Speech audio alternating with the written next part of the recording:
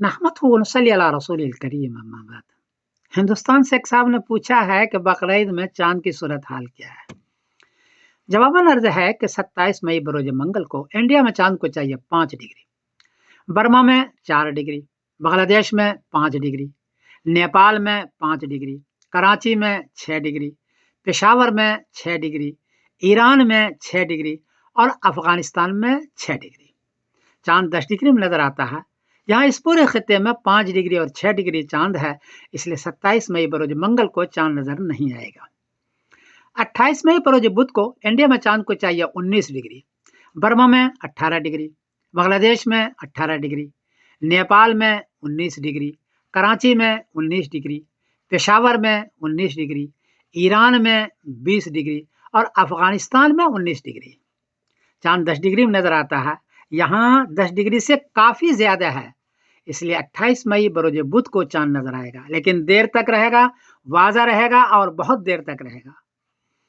और 29 मई बरोज जुमेरात को पहली जिलिदा होगी इंशाअल्लाह।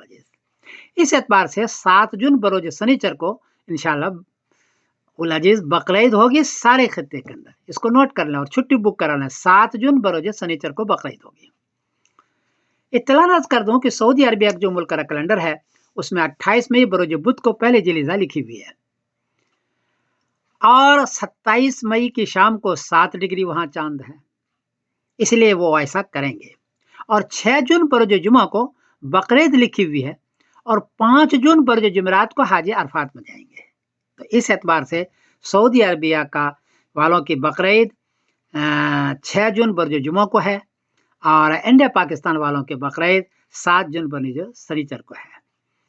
सऊदी अरबिया का हमेशा सिस्टम यह रहा है कि 1 डिग्री के भी चांद हो तो वो गवाही ले आते हैं, उनको गवाही मिल भी जाती है, झूठी सच्ची जो भी हो, बहरहाल वो गवाही ले आते हैं। यहाँ तो 7 डिग्री चांद, इसलिए वो ऐसा करेंगे और वो ऐसा कर लेंगे।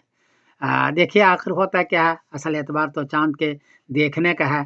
मैं समीरुद्दीन कासमी बोल रहा हूँ मानचेस्टर इंग्लैंड से। अस्सलाम वालेकुम व रहमतुल्लाहि व बरकातहू।